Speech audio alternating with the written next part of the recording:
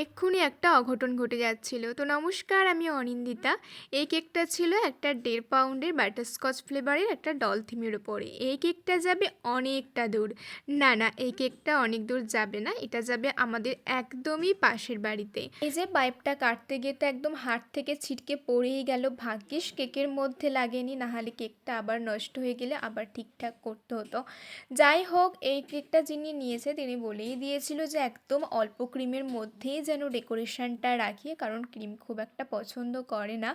আগেরবারও যখন নিয়েছিল তখনও বলে দিয়েছিল অল্প ক্রিমের মধ্যে ডেকোরেশনটা রাখতে, আর যতটা ক্রিমের প্রয়োজন ঠিক ততটা দিয়েই করেছি। যেহেতু এই কেকটা ছিল একটা মিষ্টি বাচ্চা মেয়ের বার্থডের জন্য, সেজন্য বলেইছিলাম যে একটা ডল থিমের ওপরে তাহলে ডেকোরেশনটা রাখবো, তাহলে দেখতে বেশ ভালো লাগবে।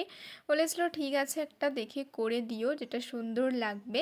আর এখানে আমি বেসটা রেখে দিয়েছিলাম হোয়াইট আর পিঙ্কের মধ্যেই সম্পূর্ণ ডেকোরেশনটা করেছিলাম, যেহেতু এখানে ডলটাও ছিল পিঙ্কেরই মধ্যে, সেজন্য পিঙ্ক করলেই দেখতে বেশি ভালো লাগবে। আর ওপর থেকে একটু গোল্ডেন স্প্রিঙ্কেল দিয়েছিলাম যাতে দেখতে সুন্দর লাগে। ব্যাস, এই ছিল কেকটার ফাইনাল লুক। তোমাদের কেমন লাগলো অবশ্যই জানিও। আজকের মতো তাহলে এতটাই, সবাই ভালো থেকো, সুস্থ থেকো।